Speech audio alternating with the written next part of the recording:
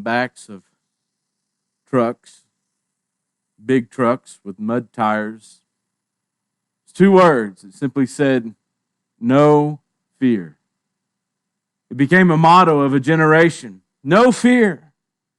It's usually spoken by those who absolutely should have feared. The way they lived their lives were out of step with God. Jesus told us in Matthew chapter 28 that we don't need to fear him who is able to destroy the body but not the soul, but rather fear him who is able to destroy both the body and the soul. There's a certain type of fear that we ought to have, a healthy respect for God and what he can do. And sometimes we try to take out of reverence, or that term of reverence and respect for God, the idea of fear. But really, that is to take away the impact of what it is. God is one to be feared. It is a fearful thing to fall in the hands of the living God, Hebrews chapter 10 and verse 31. If we are not living our lives in such a way that we are in accord with the will of God, then we ought to fear. And yet it said, no fear. But when we give our lives over to Christ, and we allow him to guide every step of my day, then we are promised that God has not given us a spirit of fear, but one of power, one of confidence. And that's the kind of life that we are supposed to live. And yet, even though we know confidence ought to dominate our lives, Jesus would say in his great Sermon on the Mount, be anxious for nothing. Or in today's modern vernacular, don't worry. Don't worry. And yet, how many of us worry? Better yet, how many of us worry and we call it apprehension? I don't worry, I'm concerned. I'm not worried, I'm just thoughtful. And yet, a rose by any other name would smell just as sweet, right? Worry is worry. We understand that it's detrimental to our lives. It is based upon fear, the very spirit of fear which God has taken away from us as Christians, and yet we still hold on to some things, don't we? I'll never forget a woman named Patsy. She was in a lot of ways a very godly woman, and yet she fretted every single day. How could God save someone like me? She worried about it. Worried herself sick about it, you might say. Ulcers and actual physical ailments because she worried so much. You see on the marquees going by church buildings, a lot of times they have those real trite sayings and stuff, but there's that one that says, let go and let God. Let go of your troubles and let God take over them and take care of them. And I appreciate that. I like that idea. Fear and worry is something that can grip our lives. And as a result, it brings us down. It separates us from God. God seems further and more distant whenever we are worrying. Perhaps we might say the best antidote to worry is drawing closer to God. That happened to Jacob many years ago in Genesis chapter 32 and 33. You recall the accounts of Jacob's life whenever his mother convinces him, you've got to get away from here because Esau is going to kill you. You have stolen his birthright. You have stolen the blessing. Your best hope, your only hope, is to get out of here now. Go find you a wife in Padan Aram, and I will take care of the situation here at home with your father and with your brother Esau. Jacob goes and he ends up in the house of Laban, who was a distant relative, and he falls in love with Rachel, this beautiful woman. Meets everything in his heart and his mind of his desires. This is the one. He's told that he needs to work 7 years to receive her. He worked 7 years, hard labor, taking care of the farm and the fields, and the livestock. On his wedding night, he receives his bride and wakes up in the morning, and it's not Rachel. It's her older sister, Leah. He's been deceived. Laban eventually works a deal with Jacob. He's able to receive his bride, Rachel. And he works off another 7 years for her. And during this time, he begins having children, except Rachel is barren. And so Rachel says, you need to take my handmaid and have a child through her. And so he does. And Leah is jealous that Rachel gets to use the handmaid for her own children. So she gives her handmaid, and he has children through her. So now he's got these 2 wives and these 2 women servants, and he's got children that are coming from them. And the time comes for him to go back home. God tells him, it's time for you to go home. That's how we knew it was time for him to go home. It's time to go home. You've hid out here long enough. You have avoided facing your fears and your worries long enough. God says, go, and I will go with you. So he leaves. And when we come to chapter 32 of Genesis, we find that as Jacob is going on his way, that he meets the angels of God, knowing that he is, a sign that he is going in the right direction. In fact, he calls the name of the camp there where he meets them Mahanaim, which means 2 camps. There's a camp of God and a camp of man, and they've come together in this place. There are 2 camps here. And as he's drawing closer and closer and closer to the promised land, his anxiety grows higher and higher and higher. He even sends messengers ahead of him to his brother Esau. You've got to remember, the last time Jacob saw Esau, Esau has promised he's going to kill Jacob. You have stolen from me. You've taken everything that was rightfully mine as the older son. I'll kill you, is what he heard Esau screaming as he fled the country. And now God says it's time to go back. These 20-so years have passed. And he sends to Esau a message that I'm coming. And he says what? I've got, notice chapter 32, he says, I have sojourned with Laban and stayed until now. I have oxen, donkeys, flocks, male servants, female servants. I have sent to tell my Lord, talking about Esau, in order that I might find favor in your sight. He's trying to get things ready. This confrontation can't be good.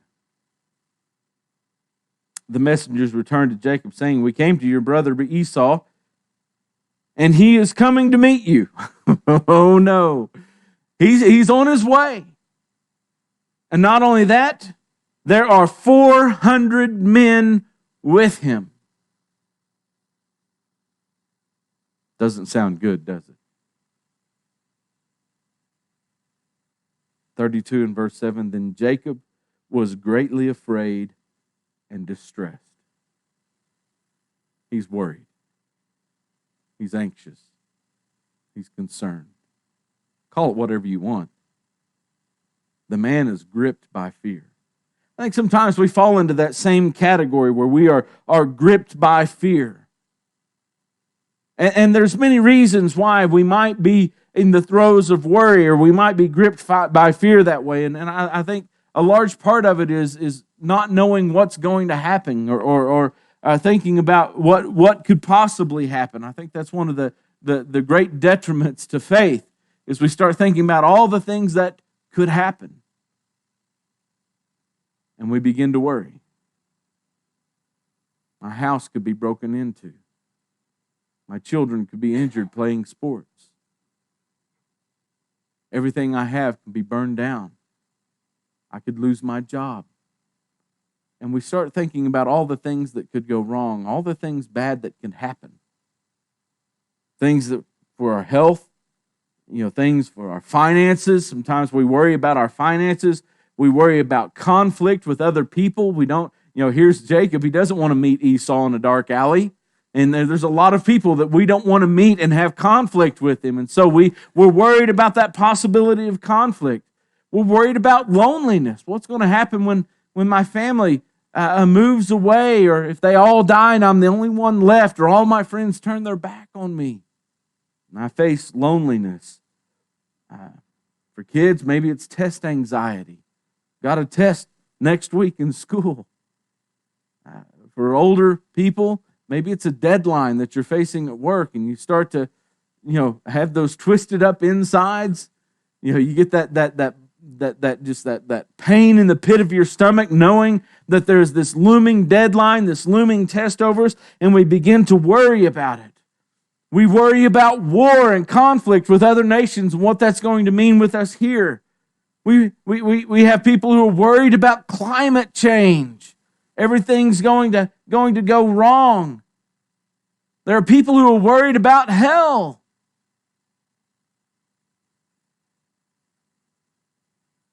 Is there an antidote to such worry? Can we as Christians stop living like a long-tailed cat in a rocker factory? Is that possible for us? Let's see what happens. In verse 9, Jacob said, "O God, my father of Abraham, or God of my father Abraham, and God of my father Isaac, O Lord, who said to me, return to your country and to your kindred." God, this is your fault. I'm even getting close to Esau. You're the one that has sent me back. Says, "I am not worthy of the least of all the deeds of steadfast love and all the faithfulness that you have shown to your servant. For with only my staff I crossed this Jordan, and now I have become two camps. I'm a great people, just within my own family, my servants, and my livestock." And what's he asking? He's asking God to take care of it. That's number one. When it comes to worry, when it comes to the fear that we are gripped in, we need to meet worry with prayer. I realize when we start looking at Christian living, and nearly every doctrine we talk about, from evangelism to righteous living, to handling conflict, to dealing with worry, it seems like every preacher's go-to, the sugar stick, is begin with prayer. But isn't that exactly what Nehemiah did when he heard that the walls of Jerusalem had not been built, and he's lamenting? The first thing he does is sit down and pray. Here's Jacob facing Esau, approaching with 400 fighting men. And the first thing he does is pray.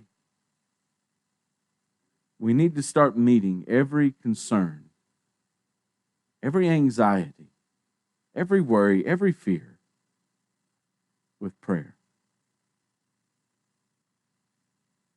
Trusting in God to take care of us. Remember, he mentions the steadfast love and faithfulness of God. Where have we heard that before? It is one of the basic characteristics of the Father, the steadfast love and faithfulness of God. And God, you've told me to come back here, and I'm relying on you, and all of these things are happening. He says in verse 11, "Please deliver me from the hand of my brother, from the hand of Esau, for I fear him, that he may come and attack me, the mothers with the children. But you said, I will surely do you good and make your offspring as the sands of the sea, which cannot be numbered for multitude." God, I'm two camps right now. I'm not the great multitude you've promised yet. So deliver me. When you feel anxiety and worry coming on, turn to God in prayer. Number two, when you are faced with worry and anxiety, prepare. Get prepared. He stayed there that night, and from what he had with him, he took a present for his brother Esau. 200 female goats, 20 male goats, 200 ewes, and 20 rams, 30 milking camels. Camel's milk.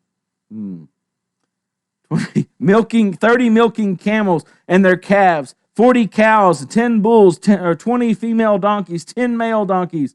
And he handed them to his servants, every drove by itself. And he said to his servants, pass on ahead of me, put a space between drove and drove. In other words, he put them in groups, little droves, and they were going to meet Esau. And he told each one of them, when you get to Esau, you tell him that these belong, when he asks you who these belong to and where are you going and who are these ahead of you, he said, they belong to your servant Jacob. They are a present to my lord Esau, and moreover, he is behind us. And he tells this to each of the successive droves. This is a gift to Esau. What is he doing? He is preparing in this meeting for Esau. He's hoping that these gifts that he gives to Esau will appease his wrath toward him. Maybe repay what he has stolen from him by the birthright and the blessing. In fact, it says specifically there in verse 20, for he thought, I may appease him with the present that goes ahead of me. How do we prepare to meet worry, to meet fears and anxieties that we have? One of the first things that we can do is appease those that we possibly can. It's not wrong to try to appease others. It's a far cry from the defiant attitude that a lot of people display, where they say, bring it on, or let's make this fight, let's do what we can. Here's a man who is trying to appease what is appropriate. What did Jesus say? He said, when you go out, he said, I want you to be as wise as serpents, but what? Harmless or innocent as doves. Matthew 10 and verse 16. Have a kind of attitude that is seeking appeasement. Or which of you going to battle does not first sit down and count how many soldiers he has versus how many soldiers are coming in the other army. And if the other army is bigger, pulls your army back and goes to him and tries to make peace. It's okay to make appeasement. Sometimes you got to fight. In fact, immediately after that same night in verse 22, he arose and took his 2 wives and his 2 female servants and his 11 children, crossed the ford of Jabbok. He took them and sent them across the stream, everything else he had. And Jacob was left alone, and a man wrestled with him until the breaking of day. Probably this was not a real anxiety or worry that Jacob had that some stranger was going to show up in his camp and wrestle with him all night long. Probably didn't even enter his mind. But once the man came and was aggressive, he fights. He stands his ground. Of course, this is where his name is changed to Israel. Sometimes you got to fight. Preparation means being prepared to fight when it's time to fight. Preparation means that we're going to protect what we can protect. And that's exactly what happens in the opening of chapter 33. Jacob lifted up his eyes and looked, and behold, Esau was coming, and 400 men with him. He's still coming. His army is still in tow. So he divided the children among Leah and Rachel and the 2 female servants, and he put the servants with their children in front, then Leah with her children, and then finally Rachel and Joseph last of all.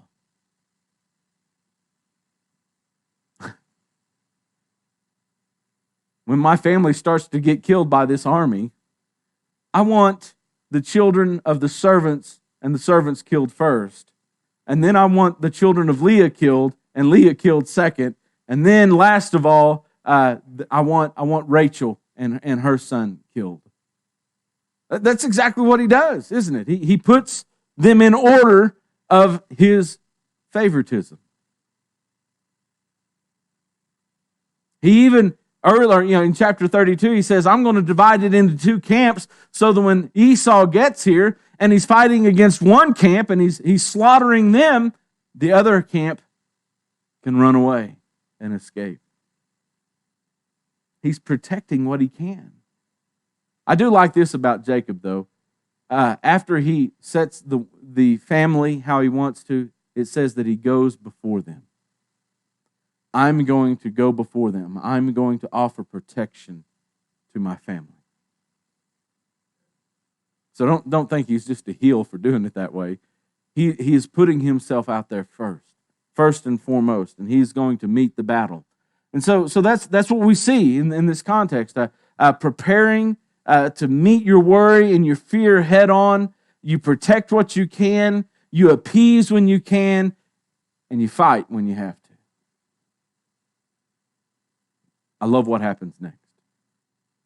Verse 4. But Esau ran to meet him and embraced him and fell on his neck and kissed him, and they wept.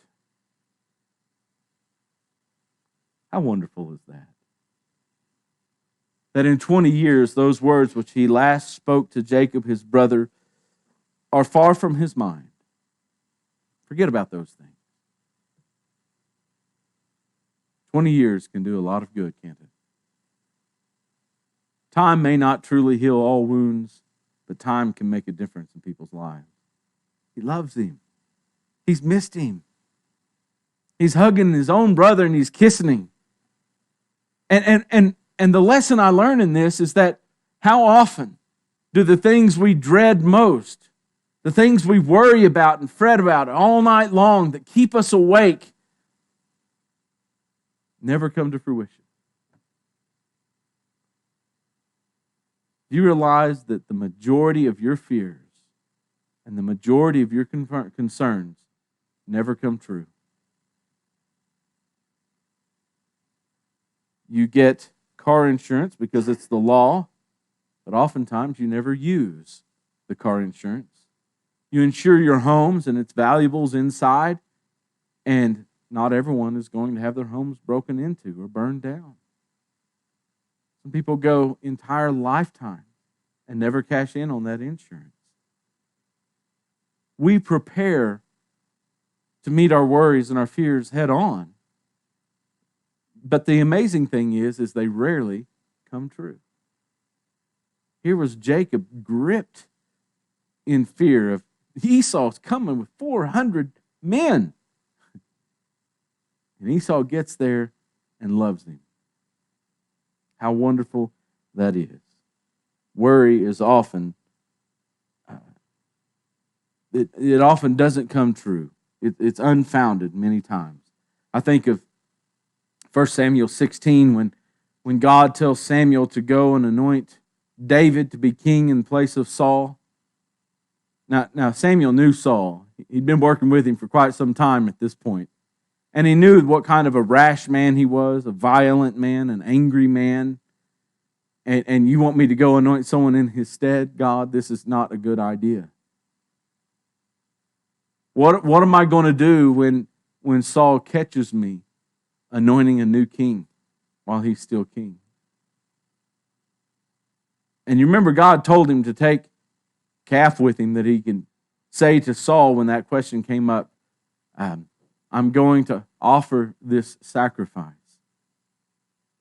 But you know what never happened? Saul never asked that question. They killed the fatted calf for a meal, I guess, when they got there. I don't know. But he didn't have to sacrifice it because it never came to fruition. What happens when we face our worries? When we look at our fear and we trust in God to take care of things, what happens? In the end, great blessings occur. Notice verse 12 of 33. Then Esau said, "Let us journey on our way, and I will go ahead of you." In Esau's mind, he says, we've been reunited. I lost a brother 20 years ago. I've gained him back. And not just my brother, but look, I've got nieces and nephews. I have sisters-in-law.